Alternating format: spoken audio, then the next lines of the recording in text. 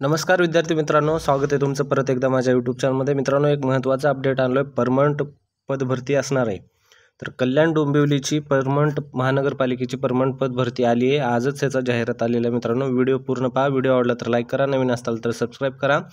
तर video skip नका करू, कारण व्हिडिओ जर स्किप केला तर वॅकन्सी किती आहे, फॉर्म भरण्याची तारीख, त्यानंतर तुम्हाला कोणत्या डिपार्टमेंटची वॅकन्सी निघालेली आहे, त्यानंतर कोणत्या पदाची वॅकन्सी किती आहे, हे पूर्ण माहिती या व्हिडिओच्या शेवटपर्यंत राहिला तर भेटून जाईल. तर व्हिडिओला स्टार्ट करू. चला तर पहा, याच्यामध्ये कल्याण डोंबिवली आपण पूर्वीच्या एका मागाशी व्हिडिओमध्ये सांगितलं होतं की कल्याण डोंबिवलीची पण महानगरपालिकेची जागा निघणार आहेत म्हणून. आपण अपकमिंग एक्झाम येणार आहेत म्हणून त्याच्यावर एक व्हिडिओ बनवला होता. त्यामध्ये कल्याण डोंबिवलीचा पण एक मेन्शन केलं होतं. तर पहा, त्याच्या संदर्भात व्हिडिओ आहे. कल्याण डोंबिवलीची जागा निघालेली आहे फायनली. तर परमनंट वॅकन्सी असणार आहे. गट ग आणि गट मधली पदभरती पहा. रिक्त सेवा ही सरळ सेवेने पदभरती भरण्यासाठी जाहिरात काढलेली आहे. पहा, यामध्ये असं मेन्शन केलं की कल्याण डोंबिवली महानगरपालिकेअंतर्गत गट क आणि ड मधील जी काही रिक्त पदे आहेत ती सरळ सेवेमार्फत भरण्यात येणार आहेत. तर त्या संदर्भात हा पूर्ण PDF असणार आहे. तुम्हाला जर हा PDF पाहिजे असेल तर हा PDF आपल्या टेलिग्राम चॅनल किंवा मग आपला व्हॉट्सअप चॅनल आहे, जो कमेंट बॉक्समध्ये आपण टाकून ठेवतो, त्याच्यावरून तुम्ही हा PDF घेऊ शकता. अन्यथा तुम्ही हा PDF www.kalyandombivli.municipalcorporation.government.in या वेबसाईटवर जाऊन सुद्धा तुम्ही हा PDF पूर्ण घेऊ शकता. ठीक आहे. तर पहा, यामध्ये अर्ज करायचा असेल तुम्हाला तर अर्ज करण्याची तारीख ही 10/6/25 पासून ते 3/7/25 पर्यंत तारीख ठेवलेली आहे. एकूण पदे याच्यामध्ये 490 जवळपास असणार आहेत. टोटल 500च्या जवळपास यामध्ये एकूण पदे आहेत, 490 पदे. तर पहा, 10 तारखेपर्यंत चालू झाले फॉर्म भरायला. हे 3 तारखेपर्यंत तुम्हाला फॉर्म भरता येतं. 3 तारखेला संध्याकाळी 12 वाजेपर्यंत तुम्हाला हा फॉर्म भरायचा आहे. तर पहा, यामध्ये सुरुवातीला कोणती पदं आहेत ह्यामध्ये मेन्शन केलेलं आहे. फर्स्ट आहे निमवैद्यकीय सेवा गट क मधला, त्यामध्ये आहे फिजिओथेरपिस्ट हे S14 मध्ये मोडतं, ज्याचं बेसिक असते 38,600 ते 1,22,800. ठीक आहे. तर त्यामध्ये पदे जे आहेत 5. त्यानंतर पुढचं आहे निमवैद्यकीय सेवा गट क मध्ये औषध निर्माता म्हणजे फार्मसी, ज्याला औषध निर्माण अधिकारी ज्याला पण म्हटलं जातं. त्यामध्ये पण S14 मध्ये मोडतं. याचे जे जागा आहेत पहा, यामध्ये याच्या 2 जागा होत्या फिजिओथेरपिस्टच्या आणि याच्या आहेत 14 जागा. त्यानंतर पुढचा आहे कुष्ठरोग तज्ज्ञ, त्यामध्ये 2 जागा आहेत. ह्या पूर्ण S14 मध्येच मोडतं. S14 जे असतं ही वेतन श्रेणी आहे. वेतन श्रेणी ज्यामध्ये तुमचं बेसिक किती आहे हे ठरतं. ठीक आहे. S1 जे असतं हे क्लास 4च्या एकदम सर्वांसाठी असते. त्यापासून हे श्रेणीवर चढत जाते. जसे जास्त श्रेणी तसे त्याचे पगार जास्त असं गृहीत धरलं जातं. ठीक आहे. त्यानंतर स्टाफ नर्सचे आहे पहा, यामध्ये S13 मध्ये मोडतं, ज्याचं बेसिक हे 35,400 ते 1,12,400च्या जवळपास याचं पूर्ण हे आहे. त्यामध्ये पगार पहा एवढा असतो बेसिक यापासून, आणि त्यामध्ये तुम्हाला हा 35,400 मध्ये बेसिक लागल्यानंतर तुमचं प्रत्येक भत्ते वगैरे आहेत, डिअरन्स अलाउन्स, त्यानंतर HRA वगैरे ह्या सगळे भत्ते ॲड केल्यानंतर हा पगार वाढत असतो. 50-60च्या जवळपास हा पगार जातो. प्रत्येकी ते एरियानुसार, डिस्ट्रिक्टनुसार, मेट्रो सिटीच्या वगैरे हा वेगवेगळा असतो. यामध्ये 78 पदे आहेत एकूण. पूर्ण 490 मध्ये 78 पदे हे नर्सिंगचे आहेत. त्यानंतर आहे क्षकिरण एक्सरे टेक्निशियनचे आहेत 6 जागा. त्यानंतर हेल्थ व्हिजिटर अँड लेप्रोसी टेक्निशियनचे 1 जागा आहे. हे S8 मध्ये मोडतं, ज्याचं 25,500 बेसिक आहे. त्यानंतर मानसोपचार समुपदेशन यामध्ये S8 मध्ये 2 जागा आहेत. त्यानंतर प्रयोगशाळा तंत्रज्ञ म्हणजे लॅब टेक्निशियनच्यात 1 जागा आहे. त्यानंतर लेखपाल, वरिष्ठ लेखपाल परीक्षकच्या 6 जागा आहेत. कनिष्ठ अभियंतामध्ये 58 जागा आहेत. पहा, याच्यामध्ये खूप साऱ्या जागा आहेत. कनिष्ठ अभियंता स्थापनतेमध्ये 58 जागा आहेत. त्यानंतर पुढचा हा कनिष्ठ अभियंता विद्युतमध्ये, त्यामध्ये 12 जागा आहेत. कनिष्ठ अभियंता यांत्रिकीमध्ये 8 जागा आहेत. आणि चालन यंत्रचालक ड्रायव्हर कम ऑपरेटर जे 12 जागा आहेत. तर अशा प्रकारचे हे जागा आहेत. पहा, हे S8 मध्ये मोडतं. बाकीचे एवढ्या जागा हे S14 होत्या आणि S13 हे 2 S8 मध्ये. अशा प्रकारचे हे पदभरती मोडते. त्यानंतर पुढं पहा, अग्निशामक ज्याला फायरमॅन म्हटलं जातं, त्याच्या 138 जागा आहेत. तर हे सगळ्यात जास्त आत्तापर्यंत जे आकडा पाहतोय आपण, त्यामध्ये 138 हे फायरमॅनचा दिसतोय. त्यानंतर सेकंड जो होता स्टाफ नर्सचा होता. त्यानंतर कनिष्ठ विधी अधिकारी ज्याच्या 2 जागा आहेत लॉच्या. त्यानंतर क्रीडा पर्यवेक्षक, ठीक आहे, त्यामध्ये 1 जागा आहे. त्यानंतर पुढचा आहे उद्यान अधीक्षकमध्ये 2 जागा आहेत आणि उद्यान निरीक्षकमध्ये 11 जागा आहेत. लिपिक टंकलेखनमध्ये 116 जागा आहेत. तर सर्वात जास्त हे जागा ज्या आहेत फायरमॅनमध्ये आहेत 138. त्यानंतर सेकंड जी जागा आहेत ते लिपिक टंकलेखकमध्ये आहेत आणि थर्ड जे आहेत स्टाफ नर्समध्ये. त्यानंतर शेवटचा आहे जे कनिष्ठ अभियंता. असे एवढे हे जास्त असलेले पोस्ट आहेत. त्यानंतर बाकीचे ज्या पोस्ट आहेत ते मिनिमम 1-2 अशी वॅकन्सी दिलेली आहे प्रत्येकी पोस्टमध्ये एका. त्यानंतर पुढचे काही पोस्ट आहेत त्यामध्ये पहा लेखासेवामध्ये लेखालिपिकची जागा आहे तर 16 आणि त्यानंतर आहे आया जेला अटेंडंट म्हणतो आपण, ज्याला फिमेल अटेंडंट म्हटलं जातं, त्याच्यात टोटल जागा 2 आहेत. अशा एकूण पदे हे 490च्या घरामध्ये चाललेले आहेत. खूप चांगली भरती आहे. जवळपास ही आपण सांगितलंच होतं एक महिन्यापूर्वी किंवा 15 दिवसापूर्वी आपण एक व्हिडिओ बनवला होता, त्याच्यामध्ये कल्याण डोंबिवलीच्या जागा येतील त्यामध्ये आपण पाहा हे त्याच्यामध्ये मेन्शन केलं होतं. ठीक आहे, तर पहा हे झाले पूर्ण पोस्ट कोणत्या कोणत्या. त्यानंतर पुढच्या काही महत्त्वाच्या माहिती ते आपण पाहून घेऊ. टिपमध्ये काय सांगितले पहा, अधिसंख्य पदावर सेवा वर्ग करण्यात आलेल्या औषध निर्माता 3 पदे, प्रयोगशाळा, त्यानंतर कनिष्ठ अभियंता, त्यानंतर फायरमॅन, त्यानंतर लिपिक टंकलेखक, आया, याप्रमाणे एकूण 11 पदे अनुसूचित जमाती प्रवर्गामध्ये भरण्याकरता एकूण रिक्त पदाची समाविष्ट आहेत. ऑनलाईन अर्ज भरण्यामध्ये पहा आता पुढे ऑनलाईनची प्रोसेस काय काय पुढची प्रोसेस. ऑनलाईन आपण अर्ज भरण्याची सुरुवात जी आहे 10 तारखेपासूनच आहे, म्हणजे आजच्याच तारखेपासून आहे. आजपासून फॉर्म भरायला सुरू झालेले, तर जेवढ्यात लवकरात होईल तेवढ्या लवकर फॉर्म भरायला चालू करा. कारण ॲक्च्युली प्रॉब्लेम असा होतो जेव्हा तुम्ही फॉर्म 3 तारखेपर्यंत भरता येतं असं विचार करता तेव्हा तुम्ही लेट करता. त्यामुळे तुम्ही हे जे काय होतं नंतर वेबसाईट हँग होत असते, त्यानंतर वेबसाईट एरर येत असतं, त्यानंतर वेबसाईट चलत नसते, पेमेंट पेंडिंग पडत असते. कारण ऐन शेवटीच्या वेळेस खूप जण फॉर्म भरत असतात. त्यामुळं जेवढ्या लवकर होईल तेवढ्या लवकर फॉर्म भरून टाका आणि तुमची प्रिंट जी आहे ॲप्लिकेशन प्रिंट घेऊन ठेवा पेमेंट झाल्यानंतर. जर बऱ्याच जणांचं असं काही कमेंट आलं की फॉर्म कसं भरायचं वगैरे, तर आपण ते पण व्हिडिओ बनवून टाकू. जसं आपण आता JMC संभाजीनगरमधला फॉर्म भरण्याची पूर्ण प्रोसेसचा व्हिडिओ टाकलेला आहे. जर ह्या भरण्यामध्ये कोणाला काही अडचण येत असेल तसं तुम्ही कॉन्टॅक्ट करा, कमेंट करा, त्यानुसार पण आपण तो पण व्हिडिओ बनवून टाकून देऊ, जेणेकरून जे कोणते आपले विद्यार्थी आहेत ते आपले जे वॉचर आहेत व्ह्यूवर्स आहेत त्यांना याचा फायदा होईल. त्यानंतर अर्ज करण्याची अंतिम दिनांक जे आहे ते 3/7/2025 आहे. त्यानंतर ऑनलाईन पद्धतीचं जे शुल्क भरण्याचं आहे ते पण 3 तारीखच आहे, त्याच दिवशी तुम्हाला भरून टाकायचं आहे. त्यानंतर परीक्षेच्या ऑनलाईन प्रवेश उपलब्ध होण्याचे जे हॉल तिकीट आहे परीक्षेच्या 7 दिवस अगोदर तुम्हाला संकेतस्थळावर येऊन जाईल, जे कल्याण डोंबिवली म्युनिसिपल कॉर्पोरेशन या संकेतस्थळावर. ऑनलाईन परीक्षेचा दिनांक हे वेबसाईटवर तुम्हाला अपडेट केला जाईल. त्यानंतर तुम्हाला जर काही अडचण येत असेल फॉर्म भरण्यामध्ये म्हणा किंवा इतर कोणत्या अडचण येत असेल तर त्यांनी लँडलाईन नंबर दिलेला आहे, हेल्पलाईन नंबर, त्यावर तुम्ही संपर्क करू शकता.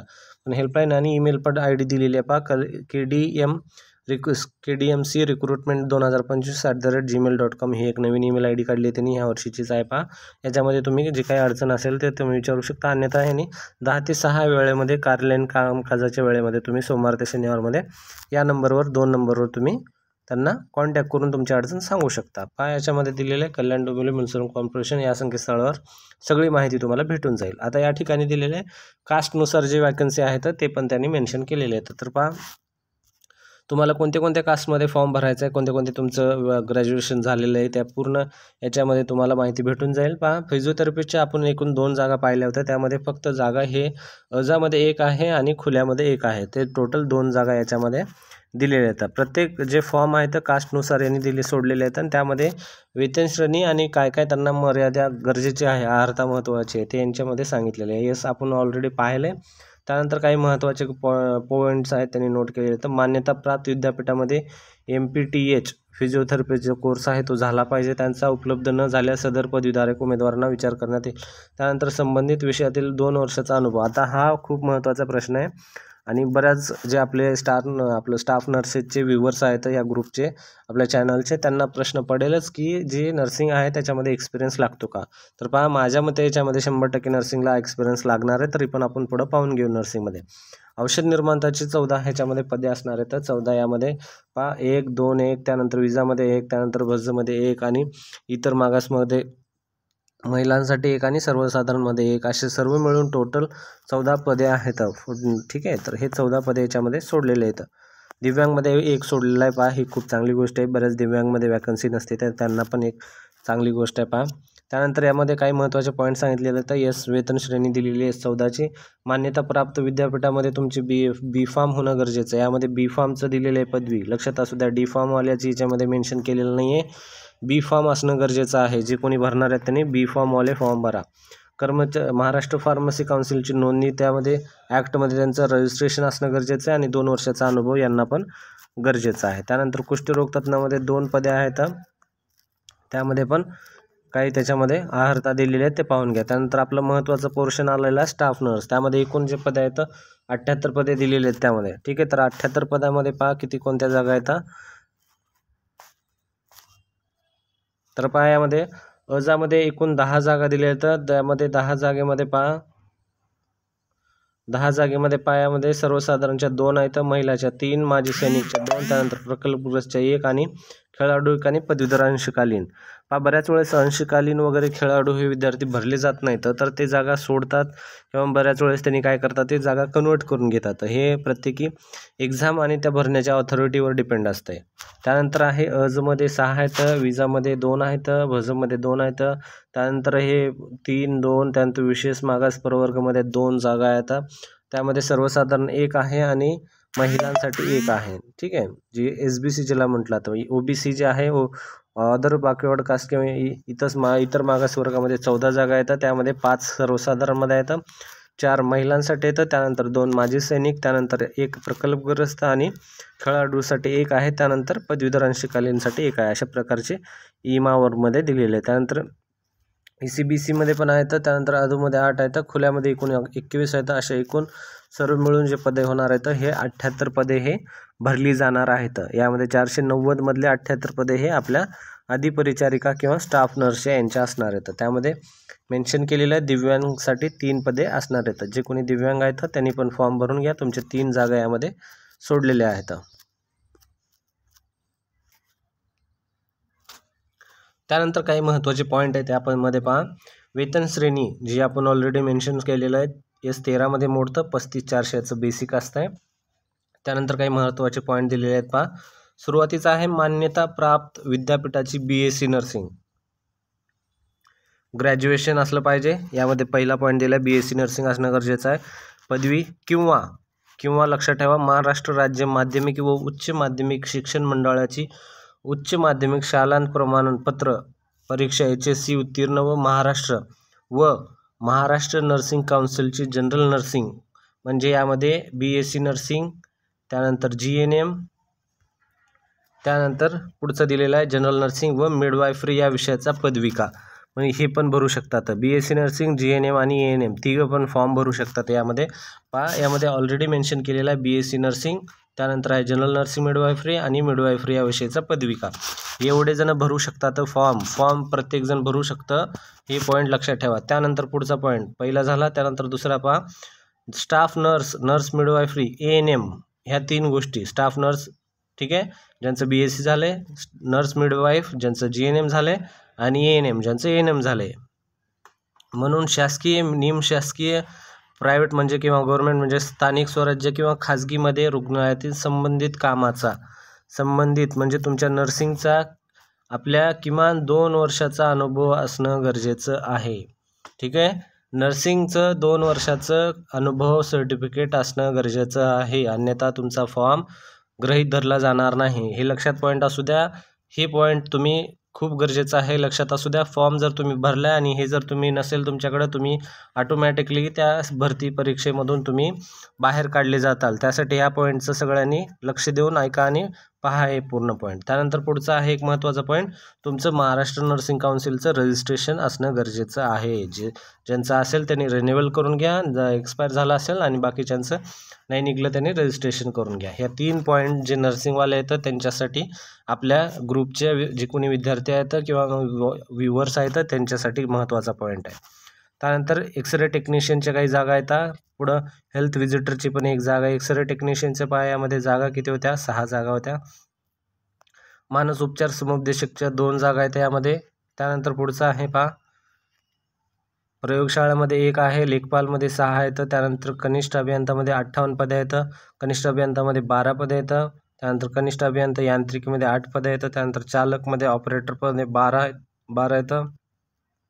अग्निशामकमध्ये 138 सगळ्यात जास्त पदे यामध्येच आहेत. यामधलं एक महत्त्वाचं असतं अग्निशामकमध्ये, हे PDF पूर्ण वाचून घ्या जे कोणी अग्निशामकमध्ये भरते, कारण यांच्यामध्ये जे एक फिजिकल टेस्ट असते ते पण मग गरजेचं असतं. या अग्निशामकमध्ये फॉर्म भरताय तर फिजिकल टेस्ट तुम्ही पात्र होणं गरजेचं आहे. यामध्ये उंची, हाईट वगैरे ह्या सगळ्या गोष्टी तुम्हाला अपिअर करून पास करणं गरजेचं असते, पास होणं. कनिष्ठ विधी अधिकारी याच्यामध्ये ॲडवायझर वगैरे. त्यानंतर क्रीडा पर्यवेक्षक. त्यानंतर पुढचं आहे उद्यान पर्यवेक्षकची 2 जागा, उद्यान निरीक्षकच्या 11 जागा, लिपिक टंक लेखकच्या जागा.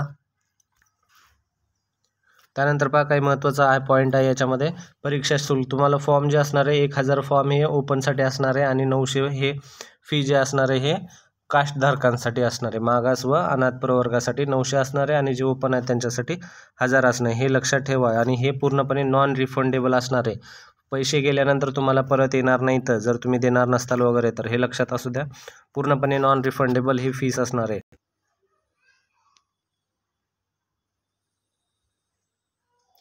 त्यानंतर पुढं आपण वयोमर्यादा पाहणार आहे, जे एज क्रायटेरिया आहे ते पहा.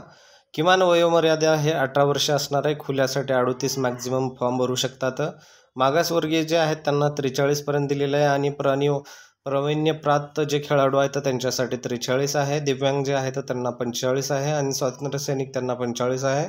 तेवढ्यापर्यंत फॉर्म भरू शकता. माजी सैनिकवाल्यांना प्लस 3 वर्ष जास्त आहे. अंशकालीन उमेदवार 55 वर्षापर्यंत भरू शकतात. म्हणजे एकूण एवढे वयापर्यंत तुम्हाला अट दिलेली आहे. जर फॉर्म भरताना हे पाहून घ्या व्यवस्थित. हे जर तुमचं बसत नसेल तर फॉर्म भरू नका, अन्यथा तुमचा काहीच फायदा होणार नाही. त्यानंतर पहा, काही गोष्टी दिलेल्या आहेत तर सर्वसाधारण तरतुदी आहेत. तर तुम्हाला जे वेबसाईट आहे या वेबसाईटवर तुम्हाला पूर्ण अपडेट भेटणार आहे.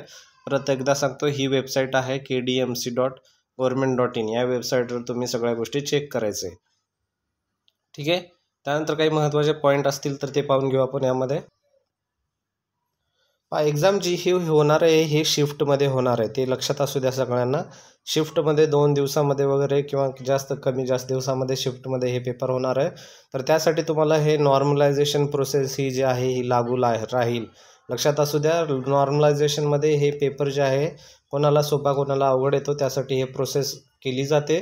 तर हे प्रोसेस तुम्हाला 100% लागू राहणार आहे. त्याचं जे मीन स्टँडर्ड डिव्हिएशन मेथड आहे ही अशा प्रकारची असणार आहे. तुम्ही चेक करून घ्या, या मेथडनुसार तुमचं प्रोसेस जे नॉर्मलाइज्ड होणार आहे. नॉर्मलाइज हे कंपल्सरी होईल, कारण जर जास्त यामध्ये जर आले विद्यार्थी तर.